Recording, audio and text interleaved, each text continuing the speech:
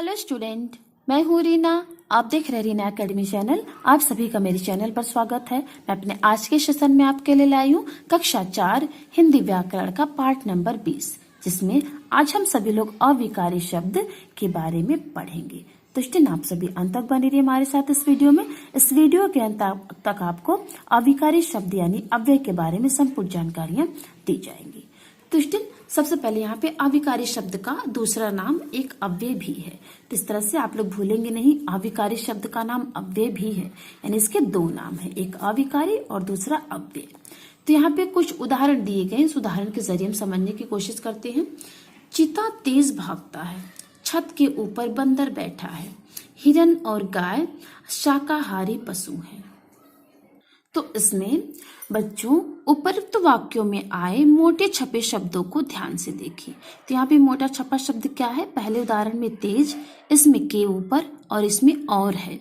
तो ये सभी शब्द ऐसे शब्द हैं जिनके रूप, लिंग तथा वचन आदि में कभी कोई परिवर्तन नहीं होता। यहाँ पे एक और एग्जाम्पल है, बाप रे बाप इतनी ऊंची इमारत। मतलब इसमें कहा जा रहा है कि जो अविकारी शब्द होते हैं, उन अविकारी शब्दों में उनके रूप यानी उनका जो रूप है, जैसे यहाँ पे तेज है तो ये तेज ही रहेगा, और लिंग, वचन, इसमें कोई भी परिवर्तन यानी बदलाव नहीं होता। तो ऐसे ही शब्दों को हम अविकारी यानी अव्यय शब्द कहते हैं। अब इसकी परिभाषा है, लिंग, वचन, कारक, पुरुष तथा काल आदि के कारण जिन शब्दों का रूप कभी नहीं बदलता उन्हें अविकारी शब्द या अव्यय कहते हैं। तो इसमें बता रहा है कि लिंग यानी जो स्त्रीलिंग और पुल्लिंग शब्द होते हैं, वचन यानी एक वचन और बहुवचन, कारक जो कि 8 प्रकार के होते हैं, कर्ता, कर्म, करण, संप्रदान, अपादान, संबंध, अधिकरण और संबोधन, पुरुष यानी उत्तम पुरुष, मध्यम पुरुष और अन्य पुरुष, काल यानी वर्तमान काल, भूतकाल, भविष्यत काल। तो इन सभी की वजह से जिन शब्दों में कभी कोई परिवर्तन नहीं होता, वो कभी बदलते नहीं हैं, तो उन्हें ही हम अविकारी शब्द यानी अव्यय कह सकते हैं यानी कहते हैं। तो अब यहाँ पे अविकारी शब्दों के भेद यानी अविकारी शब्द कितने प्रकार के होते हैं? तो अविकारी शब्दों का इसमें 4 प्रकार बताया गया है, विस्मयादि बोधक, समुच्चय बोधक, संबंध बोधक और क्रिया विशेषण। तो इस तरह से ये 4 प्रकार हैं। अब इनके हम चारों प्रकारों को पढ़ लेते हैं। तो अविकारी शब्द 4 प्रकार के होते हैं, क्रिया विशेष, समुच्चय बोधक, संबंध बोधक और विस्मयादि बोधक। तो हम अविकारी शब्द के इन चारों प्रकारों को बारी बारी से पढ़ते हैं। तो सबसे पहले है क्रिया विशेषण। तो सबसे पहले आपको हम आसान शब्दों में बता रहे हैं कि जो क्रिया शब्द की खासियत बताए, यानी वो क्रिया कैसे हो रही है ये बताए, तो वही शब्द क्रिया विशेषण कहलाते हैं। जैसे इसमें एग्जाम्पल देख लेते हैं, बैलगाड़ी धीरे धीरे चलती है, 2 दिन से लगातार वर्षा हो रही है, अधिक बोलना ठीक नहीं है। तो यहाँ पे क्रिया क्या है? चलना, बैलगाड़ी का चलना। तो चलना शब्द की खासियत क्या है? धीरे धीरे, यानी वो धीरे धीरे चल रही है, तो धीरे धीरे शब्द क्रिया विशेषण है। अब यहाँ पे क्या है? एग्जाम्पल, 2 दिन से लगातार वर्षा हो रही है। तो यहाँ पे क्रिया क्या है? वर्षा का होना। तो वो वर्षा कैसे हो रही है? लगातार हो रही है, तो लगातार शब्द क्रिया विशेषण है। अब यहाँ पे एग्जाम्पल है, अधिक बोलना ठीक नहीं है। तो यहाँ पे जो बोलना है वही क्रिया है, और उसकी खासियत क्या है कि अधिक, यानी वो अधिक बोलता है। तो यही जो है इसमें क्रिया विशेषण शब्द है। तो उपरोक्त वाक्यों में प्रयुक्त मोटे छपे शब्द चलती है, हो रही है तथा बोलना क्रियाओं की विशेषता बता रहे हैं, धीरे धीरे, लगातार और अधिक शब्द। तो ये क्रिया विशेषण है। अब क्रिया विशेषण की परिभाषा है, क्रिया की विशेषता बताने वाले शब्दों को क्रिया विशेषण कहते हैं। यानी क्रिया शब्द की जो खासियत बताए शब्द वही क्रिया विशेषण शब्द होते हैं। तो यहाँ पे कुछ क्रिया विशेषण शब्दों को दिया गया है, तेजी से, आसानी से, कल, सुबह, थोड़ी सी, यहाँ, वहां, कम, अधिक, काफी, पर्याप्त, लगातार, अचानक। तो ये कुछ क्रिया विशेषण शब्द हैं। अब इसमें नेक्स्ट है समुच्चय बोधक। तो यहाँ पे समुच्चय बोधक के बारे में पढ़ लेते हैं। तो यहाँ पे सबसे पहले उदाहरण को देख लेते हैं, रागिनी और संगिनी बहनें हैं। नेक्स्ट है, गांधी जी ने कहा करो या मरो। नेक्स्ट है, वह बीमार है फिर भी खेल रहा है। तो उपरोक्त वाक्यों में प्रयुक्त मोटे छपे शब्द 2 शब्दों या 2 वाक्यों को जोड़ने का कार्य कर रहे हैं। ऐसे अव्यय शब्दों को समुच्चय बोधक कहते हैं। अर्थात स्टूडेंट, ऐसे शब्द जो दो शब्दों या दो वाक्यों को जोड़ते हैं आपस में, वही शब्द समुच्चय बोधक कहलाते हैं। तो समुच्चय बोधक का एक दूसरा नाम योजक भी होता है। तो योजक का अर्थ होता है जोड़ना। तो यहाँ पे आप देख सकते हैं रागिनी, संगिनी, इन दो शब्दों को आपस में और शब्द ने जोड़ रखा है। यहाँ पे करो मरो शब्द को आपस में या शब्द ने जोड़ रखा है। फिर यहाँ वह बीमार है फिर भी खेल रहा है, यहाँ पे ये दो वाक्य है, इन दोनों वाक्यों को आपस में फिर भी शब्द ने जोड़ रखा है।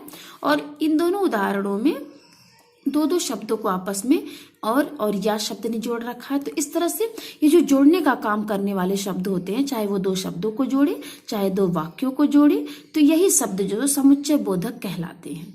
अब इसकी परिभाषा है, जो अव्यय शब्द दो शब्दों, उपवाक्यों या वाक्यों को जोड़ते हैं उन्हें समुच्चय बोधक कहते हैं। तो मतलब जो अव्यय शब्द, जो अविकारी शब्द दो शब्दों, दो वाक्यों और दो उपवाक्यों को जोड़ने का काम करें, वही समुच्चय बोधक कहलाते हैं। तो समुच्चय का अर्थ ही होता है जोड़ना या इकट्ठा करना। तो इस तरह से स्टूडेंट आपको समझना है कि ऐसे शब्द जो दो शब्दों, दो वाक्यों, दो उपवाक्यों को जोड़ते हैं आपस में, वही समुच्चय बोधक शब्द कहलाते हैं। देखिए यहाँ पे कुछ अन्य समुच्चय बोधक शब्द के बारे में लिखा है, वो है लेकिन, क्योंकि, फिर भी, तथा, अथवा, परंतु, यदि तो, एवं, या, किंतु, इसलिए आदि। ये कुछ समुच्चय बोधक शब्द हैं। अब नेक्स्ट है संबंध बोधक। तो यहाँ पे सबसे पहले एग्जाम्पल देख लेते हैं। शेर पिंजरे के अंदर है। नेक्स्ट है सुमित के पास 4 पेन है। नेक्स्ट है सीता भी राम के साथ वन को गई। तो यहाँ पे उपरोक्त वाक्यों में प्रयोग किए गए मोटे छपे शब्द के अंदर, के पास तथा के साथ संज्ञा अथवा सर्वनाम का संबंध दूसरे शब्दों से प्रकट कर रहे हैं। ये सभी संबंध बोधक शब्द हैं। अर्थात ऐसे शब्द जो संज्ञा और सर्वनाम शब्दों का रिलेशन और अन्य शब्दों के साथ बताए, प्रकट करे, तो वही संबंध बोधक कहलाते हैं। तो स्टूडेंट यहाँ पे इसकी परिभाषा है, जो शब्द संज्ञा अथवा सर्वनाम का अन्य शब्दों के साथ संबंध प्रकट करते हैं उन्हें संबंध बोधक शब्द कहते हैं।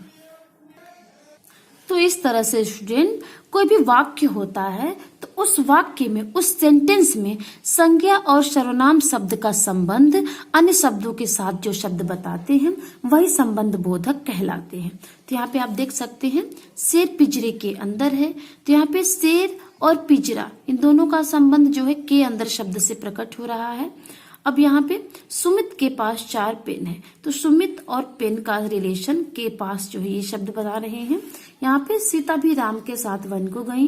तो राम के साथ जो है सीता वन को गई, तो राम और सीता शब्द का रिलेशन वन से के साथ शब्द ने बनाया है। तो इस तरह से संबंध बोधक शब्द है। अब कुछ अन्य संबंध बोधक शब्द क्या है उसको देख लेते हैं। के पास, के बाहर, के ऊपर, के नीचे, के भीतर, के आगे, के पीछे, के साथ आदि। ये कुछ अन्य संबंध बोधक शब्द हैं। अब नेक्स्ट है विस्मयादि बोधक शब्द। तो यहाँ पे पहले एग्जाम्पल देखते हैं। छी, कितनी गंदगी है यहाँ। अरे, तुम कब आई।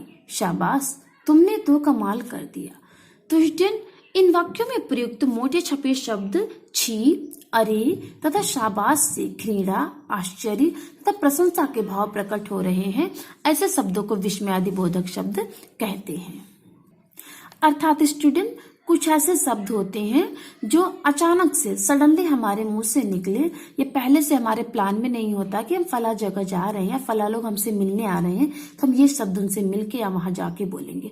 ऐसा कुछ भी नहीं आता। जो अचानक से हमारे अंदर से कोई बात आ जाए, हमारे मुंह से निकल जाए, वही विस्मयादि बोधक शब्द कहलाते। जैसे यहाँ पे एग्जाम्पल है, छी कितनी गंदगी है यहाँ। यानी रास्ता पकड़ के कोई बच्चा जा रहा है, वहां कहीं रास्ते में कोई गंदगी आ गई तो उसको देख के उसके मुंह से अनायास ही छी शब्द निकल गया। अब नेक्स्ट यहाँ पे एक बच्ची उसके फ्रेंड उससे मिल गई, अचानक उसके सामने आ गई तो उसके मुंह से मतलब आवाज आई या शब्द निकला, अरे तुम कब आई। और नेक्स्ट है शाबाश, तुमने तो कमाल कर दिया। यानी एक छोटे से बच्चे की प्रशंसा कोई व्यक्ति कर रहे हैं। तो इस तरह से इस वाक्य से छी शब्द से घृणा और अरे शब्द से आश्चर्य और शाबाश शब्द से प्रशंसा के भाव यानी फीलिंग प्रकट हो रही है, तो इस तरह से ऐसे शब्द को विस्मयादि बोधक शब्द कहते हैं।